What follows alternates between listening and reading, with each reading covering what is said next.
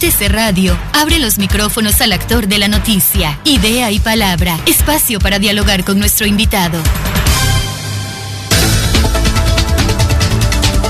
7 de la mañana con 30 minutos en punto, amigos oyentes. Son las 7 de la mañana con 30 minutos. Nosotros a esta hora saludamos y recibimos en esta mesa de trabajo a William Guamán. Él es ingeniero especialista en energía eléctrica. Gracias, William, por estar aquí, por venir acá. Queríamos nosotros aprovechar su conocimiento para primero pedirle cuál es su criterio, su concepto con respecto a la situación actual que vive el sistema energético eléctrico del país, porque no se ha descartado, ni se han confirmado nuevos apagones a nivel nacional. Pero explíquenos, por favor, cuál es la situación. Buenos días, William. Hola, Fernando, buen día. Buen día también para tu audiencia.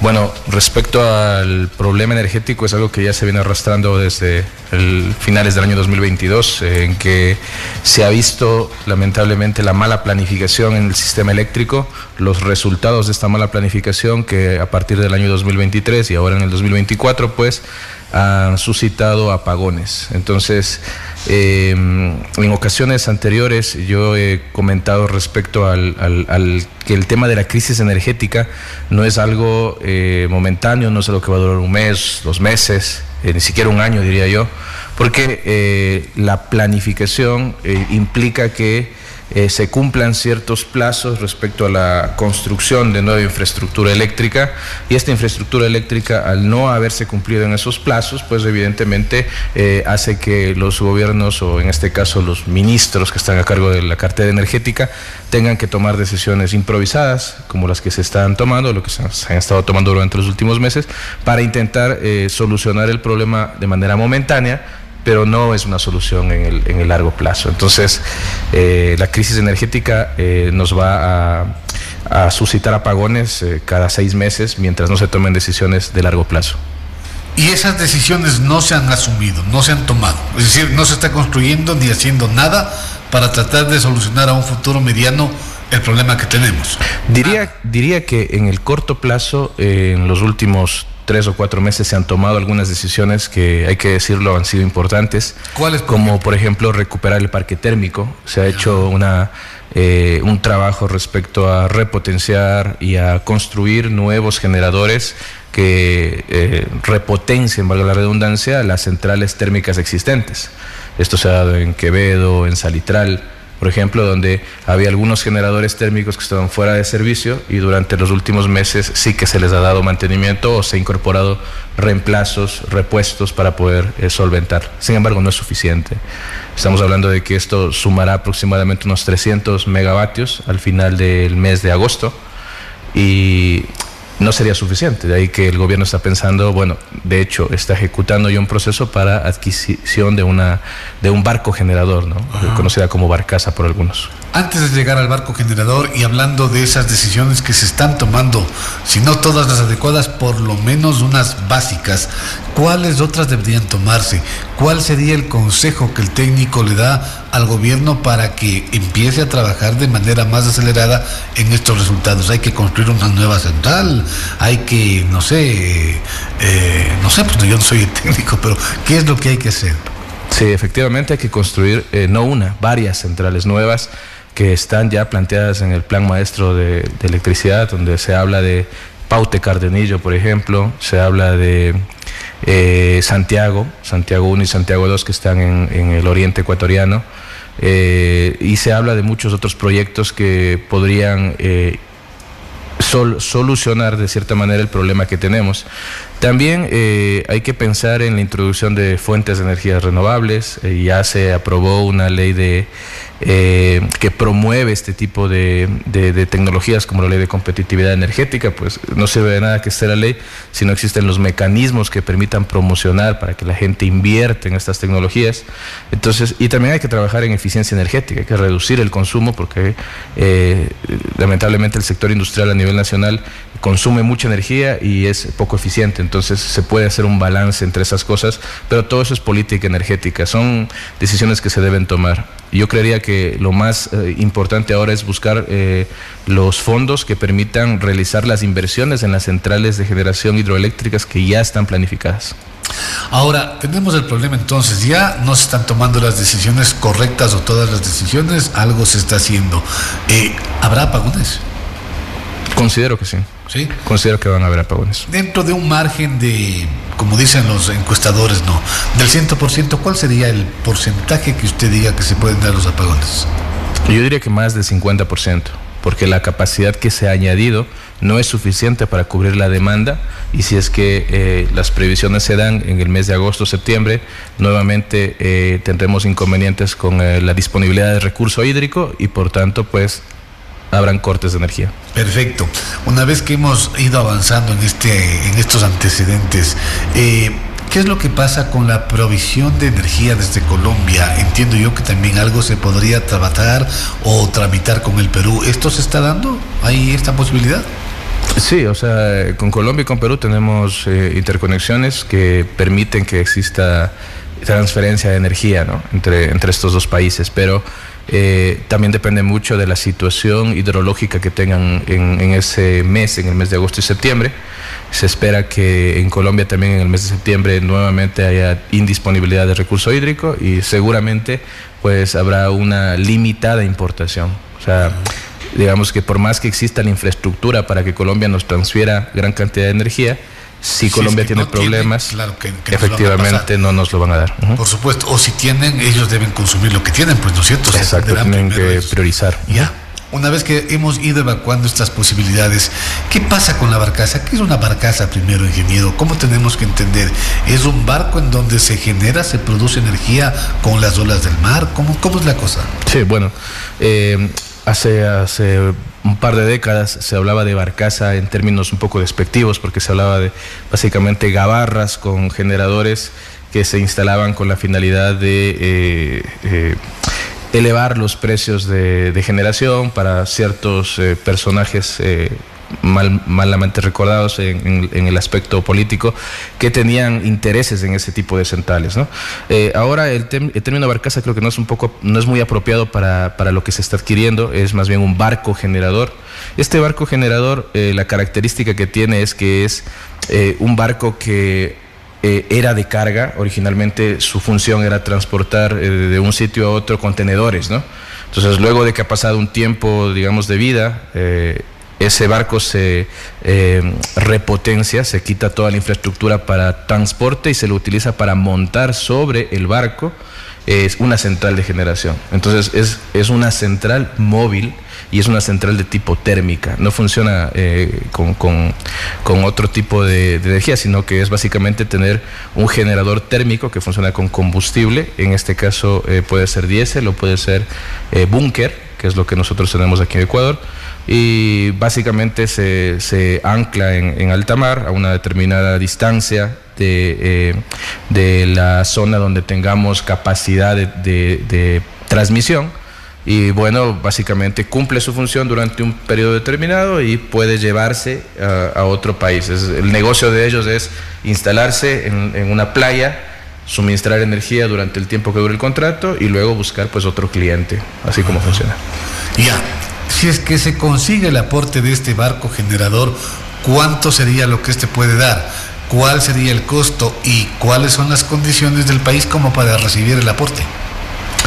La potencia de la que se está hablando es bastante pequeña, es alrededor de 110 megavatios, digamos que más o menos el 10% de lo que genera Coca-Cola Sinclair en potencia, ¿no? Luego el costo aproximado está, hay varias versiones, ¿no? Los términos de referencia hablan de 178 millones de dólares, el ministro habla de 120, 115 millones de dólares, entonces yo diría que oscila entre 120 y 180 millones de dólares el costo que va a tener esta barcaza. Todavía no se ha firmado ni siquiera el contrato, hay que decirlo, pero ese sería el costo. Y el tiempo que se estima que la barcaza va a estar instalada va a ser alrededor de 18 meses. A partir del mes de agosto se espera que esté instalada. Lo que cubriría, digamos, el estiaje desde agosto hasta febrero más o menos de este año, y el de agosto a febrero del 2025, 2026. ¿Cuántas barcazas o cuántos barcos generadores se necesitaría para tratar de menguar el problema que tenemos? Bueno, necesitaríamos 6 más con las mismas características este año. Ajá. Y 10 para el siguiente año. Esa en total, ¿no?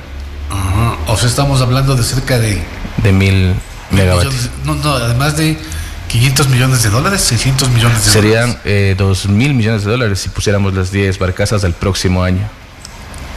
$2.000 millones. Con esos $2.000 millones, ¿qué podemos construir? Podríamos ya construir Paute Cardenillo, por ejemplo, cuyo precio está estimado en alrededor de $1.300 millones. Podríamos ya iniciar la construcción de Paute Cardenillo. Sin embargo, hay que también ser muy transparente en esto. La central hidroeléctrica tiene un tiempo de construcción que va a ser al menos 2 años. Entonces, hasta construir Paute Cardenillo, se tienen que tomar estas decisiones que son económicamente muy contraproducentes en la economía del Ecuador, pero si no se lo hace, también estaríamos en problemas respecto a los cortes de energía y el efecto económico que tendría eso. ¿Qué pasa con Toachi Pilatón? Toachi Pilatón es un proyecto que tiene muchos problemas. En 2018 se supone que ya debía haberse terminado, sin embargo, por problemas contractuales con la empresa que estaba a cargo, el proyecto se ha postergado. Ya estamos en el 2024, han pasado 6 años y se estima que en este año no va a salir Toachi Pilatón. En declaraciones recientes que han hecho la cartera de Estado, establece que en el primer trimestre del año 2025 recién va a entrar Toachi Pilatón. ¿Cuál sería el aporte que de Toachi Pilatón? Va a ser mayor que la barcaza, de hecho, se espera que esté entre 170 megavatios aproximadamente. Ingeniero, para tener un poco la idea, un megavatio, ¿cuánta energía produce? Por ejemplo, hablemos de la Tacunga, que es lo que tenemos a la mano. ¿Cuántos megavatios consumimos nosotros al día, al mes, al año? Bueno, el megavatio es un término de potencia. Para hablar en términos de energía se tiene que incluir el tiempo. Entonces, por eso es que cuando uno paga la planilla eléctrica, paga por cada kilovatio hora consumido. Ajá. Entonces, el kilovatio hora se va acumulando día a día, hora a hora, mes a mes, y eso es lo que uno paga de planilla, ¿no? Entonces, para ponerle un ejemplo, un usuario que tiene un consumo relativamente bajo, digamos una casa pequeña con un par de electrodomésticos, etcétera, estará por debajo de los 100 kilovatios. De hecho, ellos tienen por eso una tarifa especial, ¿no? 100 kilovatios hora, para ser más puntuales. Entonces, alguien que ya tiene un consumo mucho mayor porque tiene más equipos, etcétera, pues llegará a 200, 250 kilovatios hora. Eso es en términos de cliente en la sierra. Y en la costa esto aumenta por el tema del consumo de aire acondicionado. Entonces, por eso es que siempre la tarifa eléctrica en la costa es mucho más elevada que la tarifa eléctrica en la sierra. Entonces, el kilovatio básicamente es una unidad de potencia que establece o que se establece a partir del consumo de cada electrodoméstico que tenemos en nuestra vivienda. Entonces, si tengo una televisión que consume 20 kilovatios, más una plancha que consume 30, más una refrigeradora que consume 50, la suma total de los tres, en una hora, si estuvieran funcionando todo el tiempo, sería 100 kilovatios durante una hora. Es básicamente cómo funciona. Ya. Pero ¿cómo vinculamos lo uno con lo otro? Debe haber algún tipo de relación que nos permita hacer un cálculo de más o menos cuánta energía necesita el país y cuánto le cuesta al país producir esa energía. Sí, bueno, básicamente el tema del crecimiento de la energía en los últimos años ha hecho que se requiera más capacidad de generación. Sin embargo, hay que decirlo, este crecimiento de la energía no alcanza en lo absoluto lo que ya estaba planificado. Es decir, el plan maestro de electricidad especificaba un crecimiento versus el crecimiento real que tenemos, que es menor a lo que estaba planificado. Entonces, digamos que no se ha cumplido la incorporación de nuevas centrales de generación, pero tampoco es que la demanda ha crecido al mismo ritmo que estaba planificado, y aún así tenemos inconvenientes. Entonces, esto denota mucho el trabajo o el mal trabajo que se ha hecho en los últimos 6 años respecto a cómo incorporar nuevas centrales de generación para satisfacer la demanda. El consumo del Ecuador, para darte una idea, Fernando, estamos en alrededor de 25 teravatios hora, son 25.000 gigavatios hora, eso es lo que consume nuestro país. Entonces, esos 25.000 gigavatios hora se espera que año a año vayan incrementando en función del crecimiento de la población, del crecimiento económico, y también de los efectos que tiene el cambio climático, que es algo que no se consideraba antes, pero que ahora se está considerando también en el crecimiento de la demanda. ¿Y hay alguna forma de justamente este crecimiento de la demanda de cuantificar lo que en realidad deberíamos consumir? Me refiero a que hay una cultura de ahorro de energía, de consumo de energía. Es decir, yo llego a la casa y aunque sean las 12 del día, yo prendo la luz.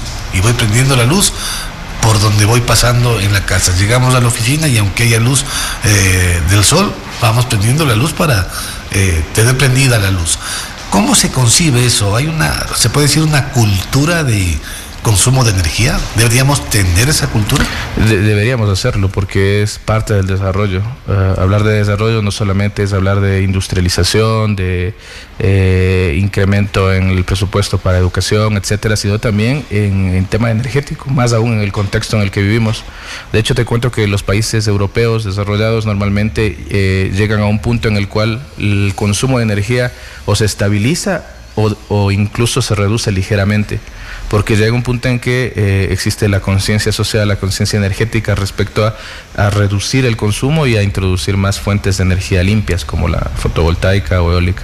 Creo que hay que trabajar mucho en ese ámbito. A nivel Ecuador se deben implementar políticas que permitan y que también restrinjan un poco el tema de el alto consumo de energía innecesario, ¿no?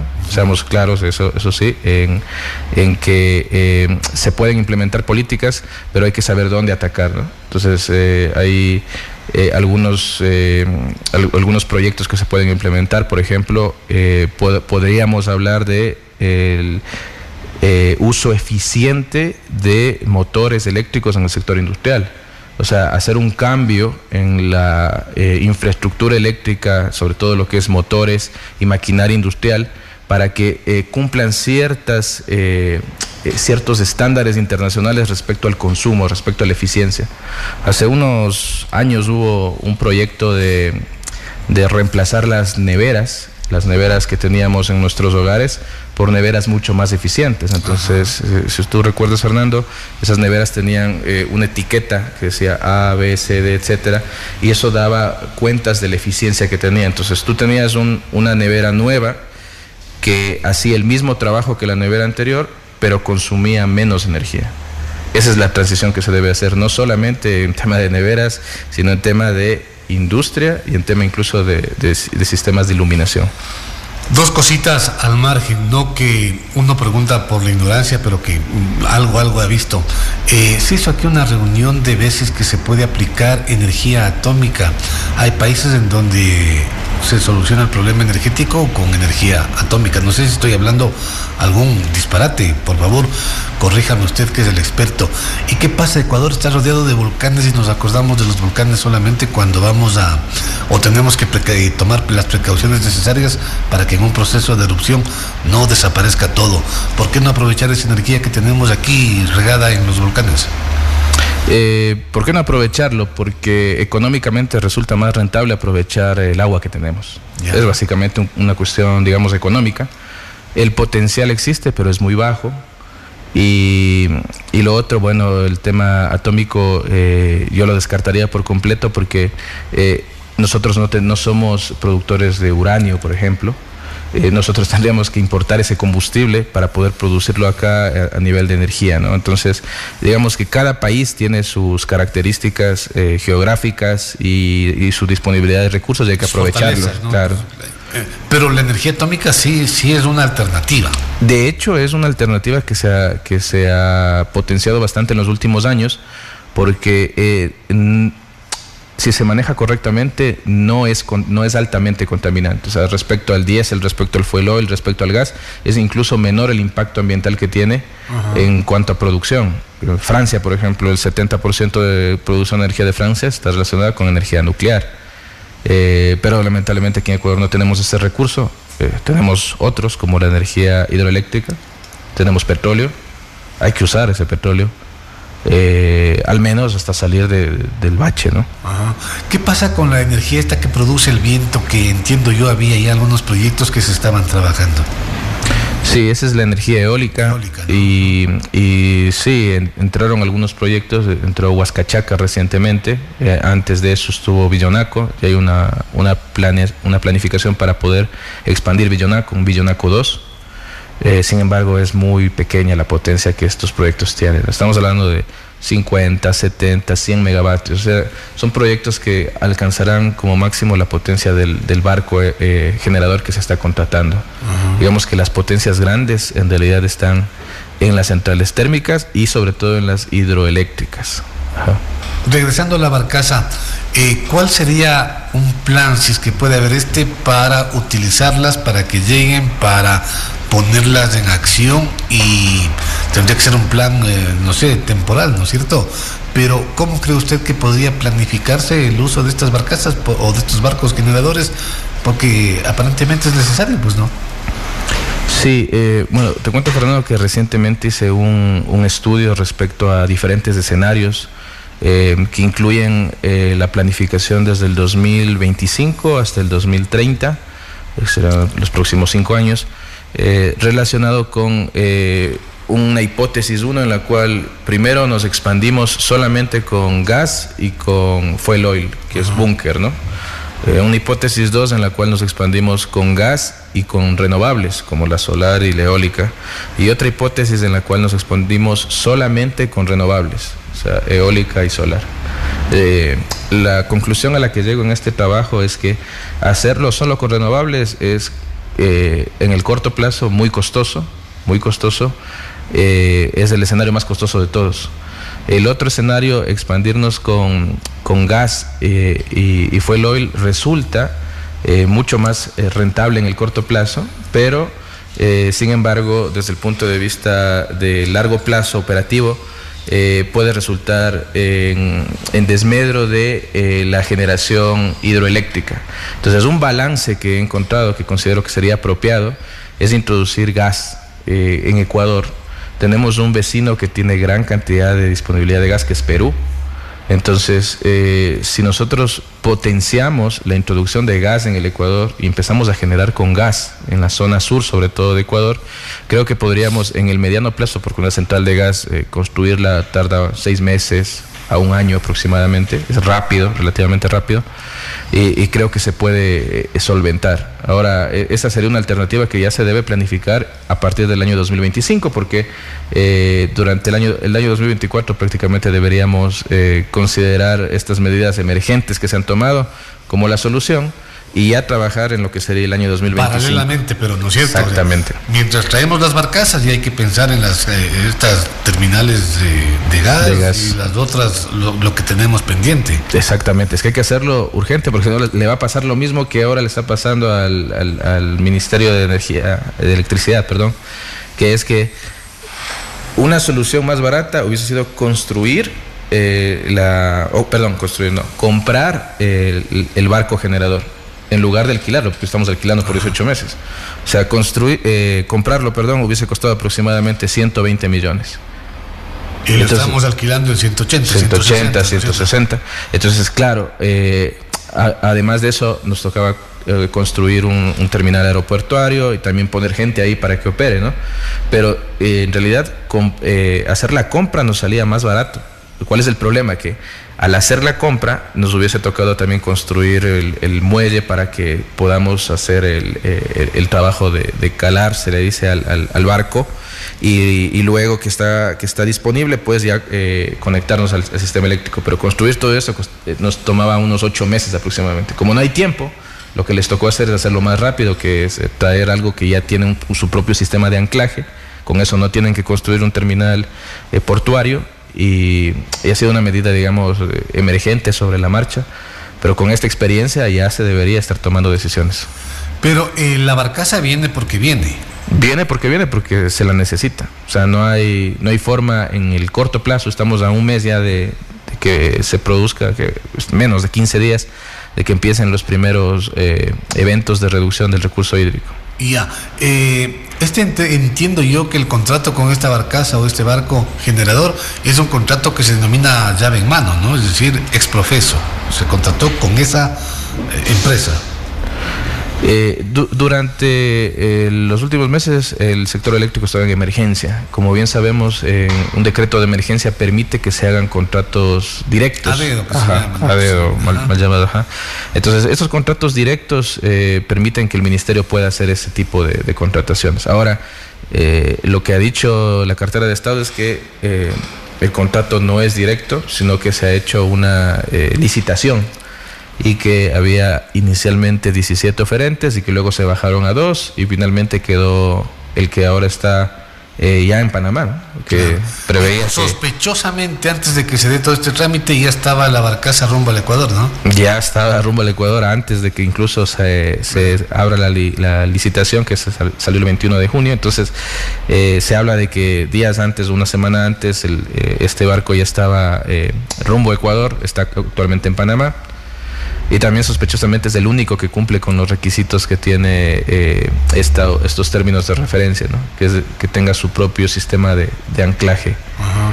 Entonces, bueno, o sea, la verdad que ese es un tema que es bastante polémico, pero desde el punto de vista operativo creo que no tenemos más alternativas. Toca. Tienes razón, pero va preso, solían decir no. Vean, ¿y a cómo saldría el kilovatio hora con la barcaza? Sí, a ver, el kilovatio hora que nos están vendiendo, al menos en términos de costos por kilovatio hora, parecería aparentemente más barato que lo que actualmente nos cuesta generar en Ecuador. Nos dicen que va a estar en 13 centavos el kilovatio hora. ¿Okay? En Ecuador, generar con ese tipo de tecnología nos está costando alrededor entre 20 y 30 centavos en las centrales que ya tenemos nosotros y que operamos nosotros. Pero ese valor en realidad es un poco engañoso, porque la central térmica no es que va a operar durante los 18 meses las 24 horas. Va a operar seguramente la mitad o menos de la mitad de ese tiempo, y eso hace que el costo incremente, ¿no? Se duplique. Entonces eso va a estar entre 25 centavos y 35 centavos, se estima. Y a eso habrá que sumarle el combustible, porque nosotros le vamos a dar el combustible a este barco generador, claro. Nosotros tenemos que suministrarles el costo que ellos nos cobran por traer el barco y tener a su gente para operar los generadores. Pero de ahí nosotros tenemos que suministrarle aparte el búnker, que es el combustible que necesita.